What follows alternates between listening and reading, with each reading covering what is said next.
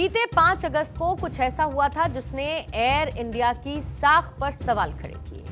आप याद करिए, ये तारीख वही थी जब एयर इंडिया की फ्लाइट में भारी टर्बुलेंस हुआ। इस दौरान प्लेन अचानक से सैकड़ों फीट नीचे आया, जिसकी वजह से कई यात्री घायल हुए। अब इस मामले की जांच में एयरबस और फ्रांसीसी एजेंसी की एंट्री हो चुकी है, जो इस पूरे मामले को एक नया मोड़ देती हुई दिख रही है। दरअसल ये जो फ्लाइट थी, ये फ्लाइट फुकेट से दिल्ली जा रही थी। एयर इंडिया की जिस फ्लाइट की बात हो रही है वो है A320 फ्लाइट। ये मिड एयर हादसे का शिकार हुई, जिसके चलते यात्रियों में दहशत का माहौल पैदा हुआ। हालांकि शुरुआत में इसे महज खराब मौसम या फिर क्लियर एयर टर्बुलेंस का मामला बताया जा रहा था, लेकिन जो नए तकनीकी तथ्य और अंतर्राष्ट्रीय जांच एजेंसीज की एंट्री हुई है, इसके बाद ये मामला बहुत गंभीर एविएशन इंसिडेंट बनता जा रहा है। दरअसल यूरोप की बड़ी एरोस्पेस कंपनी एयरबस और फ्रांस की bureau of inquiry and analysis for civil aviation safety अब जांच में आगे बढ़ रही है। In fact, we wanted to get a direct update from Air India also on the incident, and we wanted to see how they are taking this issue from their side. And I have told time and again that from the ministry, safety in aviation is the topmost priority. There shouldn't be any compromise from any side, even the regulator or even the airlines or anyone. अब उस दिन flight में क्या हुआ, ये आपको एक बार बता देते हैं। 5 अगस्त की तारीख थी, फुकेट से दिल्ली आ रही थी एयर इंडिया की A320 न्यू फ्लाइट VT100, जो कि अपने नॉर्मल क्रूजिंग ऑल्टीट्यूड यानी कि लगभग 36,000 फीट की ऊंचाई पर थी। तभी अचानक से विमान लगभग 300 फीट नीचे आ गया। अब तक की जांच रिपोर्ट के मुताबिक टर्बुलेंस के साथ साथ प्लेन में ट्रिपल हाइड्रोलिक फेलियर हुआ। इसके अलावा ऑटो पायलट सिस्टम खुद ब खुद डिस्कनेक्टेड हुआ और फ्लाइट कंट्रोल स्टॉल के मैसेज आने लगे। अचानक से हुए इस फ्री फॉल यानी कि ऑल्टीट्यूड लॉस से कम 17 लोग, जिसमें 13 यात्री और 4 केबिन क्रू शामिल हैं, ये घायल हुए, जिसमें से कुछ क्रू मेंबर्स को स्पाइनल इंजरी भी हुई है। फ्रांसीसी एजेंसी BEA और एयरबस की एंट्री आखिर क्यों हुई, ये समझना भी जरूरी है। दरअसल भारत की एयरक्राफ्ट एक्सीडेंट इन्वेस्टिगेशन ब्यूरो इस मामले की जांच कर रही है। अंतर्राष्ट्रीय उड्डयन नियमों के चलते, एविएशन रूल्स के चलते इसमें 2 प्रमुख संस्थाएं शामिल हुई, जिसमें से एक है BEA।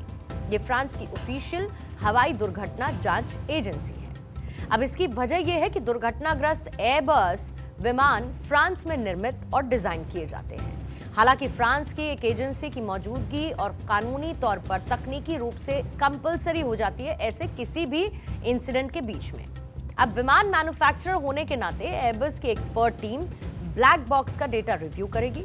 इसमें फ्लाइट डेटा रिकॉर्डर होता है। इसके अलावा इस बॉक्स में कॉकपिट वॉइस रिकॉर्डर, जिसे CVR कहते हैं, उसका डेटा भी उपलब्ध होता है। जांच एजेंसी ये पता लगाएगी कि क्या विमान के फ्लाई बाय वायर या फिर ऑटो पायलट सॉफ्टवेयर में कोई गंभीर मैकेनिकल ग्लिच था।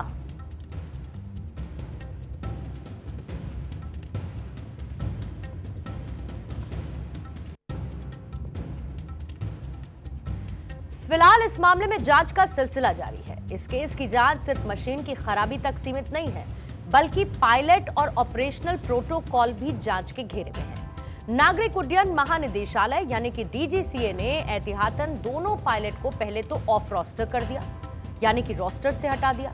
फिर लैंडिंग के बाद दोनों पायलट का साइकोएक्टिव सब्सटेंस टेस्ट भी करवाया गया है, जिसमें जांच की जाती है कि कहीं किसी पायलट ने नशीले या फिर प्रतिबंधित पदार्थों का इस्तेमाल तो नहीं किया है।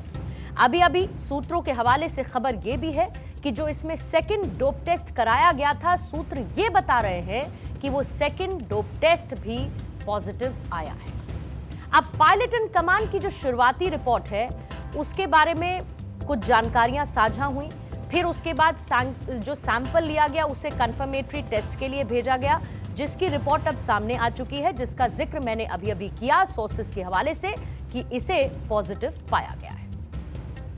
But I have to tell you that AIB has been given the task to continue on the investigation, and we have good confidence on AIB. So I would say that let us wait for the full-fledged report to come from AIB so that we can see what definitive action needs to be taken on this.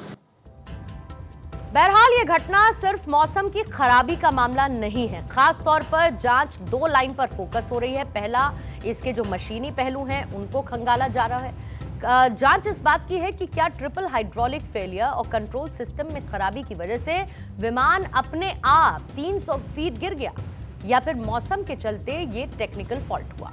अब दूसरा, मानवीय पहलू के angle से जांच हो रही है। क्या क्रू मेंबर की ओर से इमरजेंसी हालातों को संभालने में कोई चूक हुई, या फिर सवाल यह भी है कि क्या कोई पायलट शारीरिक रूप से पूरी तरीके से फिट नहीं था, यानी कि प्लेन को उड़ाने के लिए क्या वो मिसफिट था या फिर वो अंडर द इन्फ्लुएंस किसी चीज के था। अब एयरबस और बीईए के एक्सपर्ट्स की टीम इस बात की जांच करेंगी ताकि भविष्य में A320 फ्लीट के लिए किसी बड़े ग्लोबल सेफ्टी वार्निंग की जरूरत का पता लगाया जा सके। दूसरी तरफ एयर इंडिया ने कहा कि वो जांच से जुड़ी किसी भी जानकारी या नतीजे पर टिप्पणी नहीं कर सकती, क्योंकि ये जांच AAIB कर रही है। हालांकि एयरलाइन जरूरत पड़ने पर अधिकारियों को पूरा कोऑपरेट करती हुई जरूर नजर आएगी।